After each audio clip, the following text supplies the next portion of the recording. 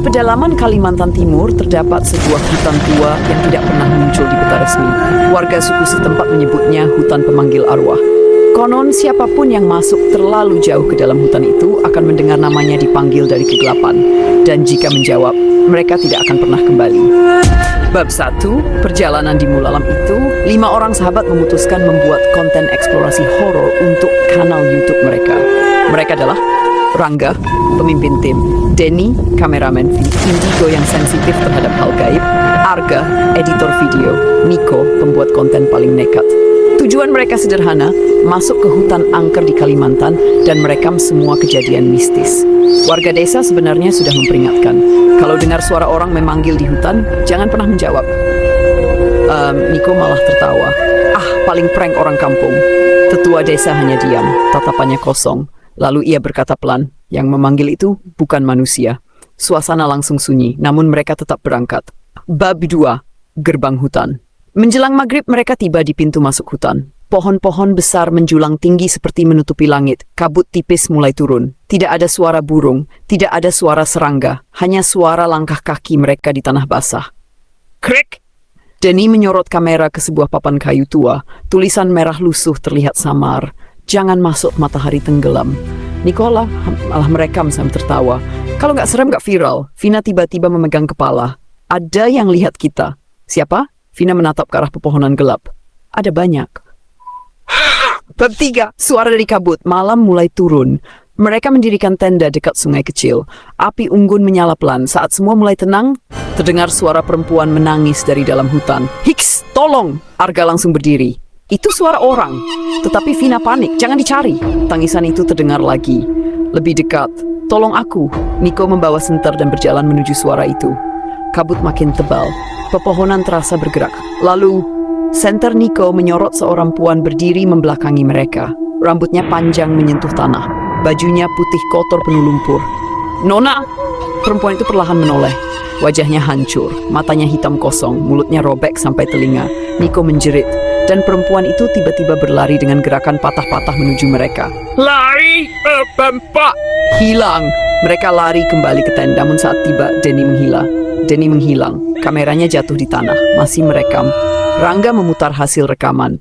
Awalnya hanya gambar gelap, lalu perlahan muncul sosok tinggi hitam berdiri tepat di belakang Denny. Tubuhnya kurus panjang, lehernya tidak normal. Matanya merah menyala dan tiba-tiba makhluk itu membuka mulut sangat lebar. Lalu layar kamera penuh gangguan. Video berhenti. Vina gemetar. Itu penjaga hutan.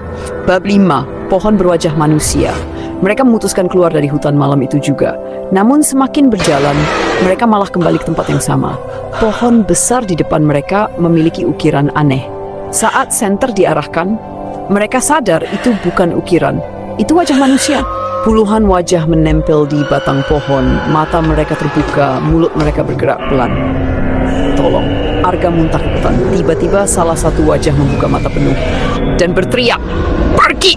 Angin besar langsung menerjang hutan. Penuh sungai hitam. Airnya hitam pekat. Air tidak memantulkan cahaya bulan.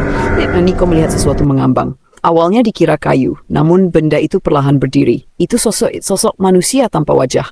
Tubuhnya tinggi kurus, air menetes dari tubuhnya. Lalu satu persatu sosok lain muncul dari sungai, puluhan. Mereka berjalan perlahan menuju rombongan. Vina menangis. Mereka arwah orang hilang.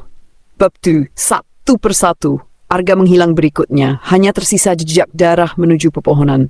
Mereka mendengar suara Arga memanggil, "Tolong, aku di sini." Namun suara itu datang dari atas pohon. Saat mereka menyorot ke atas, tubuh Arga tergantung terbalik. Matanya hitam. Senyumnya lebar tidak wajar. Lalu ia berbicara dengan suara berbeda. "Kalian tidak akan keluar." Tubuhnya jatuh tepat di depan mereka. Namun saat dicek, tubuh itu berubah menjadi akar pohon desa yang hilang. Menjelang subuh, mereka menemukan sebuah desa tua di tengah hutan. Rumah-rumah kayu kosong, lampu minyak masih menyala. Namun tidak ada manusia. Di salah satu rumah mereka menemukan foto-foto lama, foto penduduk desa, tetapi semua wajah dicoret hitam. Lalu terdengar suara kentongan. Tok, tok, tok, tok! Semua pintu rumah perlahan terbuka sendiri. Dan dari dalam rumah, keluar sosok-sosok pucat berjalan menyeret kaki. Mata mereka kosong, tubuh mereka membusuk. Warga desa yang sudah mati. Bab 9, Raja Hutan. Kabut tiba-tiba terbelah. Di hutan muncul makhluk raksasa. Tubuhnya dipenuhi akar dan tengkorak manusia. Matanya merah besar seperti bara api. Setiap langkahnya membuat tanah bergetar. Vina langsung berlutut ketakutan. Itu penguasa hutan. Makhluk itu berbicara tanpa membuka mulut. Kalian masuk, maka jiwa kalian milikku. Niko nekat merekam lebih dekat. Namun tiba-tiba tubuhnya ditarik akar dari bawah tanah. No! Akar-akar hitam membelit tubuhnya dan perlahan menyeretnya ke dalam tanah. Jerit 10, teror terakhir. Kini hanya tersisa Rangga dan Vina. Mereka berlari tanpa arah. Suara langkah makhluk-makhluk hutan mengejar dari segala arah.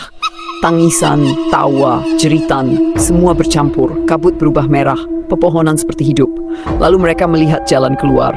Namun di depan gerbang hutan berdiri sosok perempuan pertama yang mereka lihat. Ia tersenyum. Tidak ada yang benar-benar keluar dari sini. Tiba-tiba Vina berhenti berjalan, matanya kosong. Aku dengar mereka memanggil, Vina jangan! Namun Vina perlahan berjalan masuk kembali ke dalam kabut. Menghilang. Pagi harinya warga desa menemukan Rangga sendirian di pinggir hutan. Tubuhnya penuh luka. Rambutnya memutih sebagian. Namun yang paling menyeramkan, kamera mereka masih menyala. Dan di rekaman terakhir, terlihat semua teman-temannya berdiri di antara pepohonan menatap kamera tanpa berkedip. Lalu terdengar suara berbisik, kami masih di sini. Video berakhir. Namun sampai sekarang, banyak pendaki mengaku masih mendengar suara seorang memanggil nama mereka dari dalam hutan Kalimantan saat malam tiba. Dan beberapa dari mereka tidak pernah kembali lagi.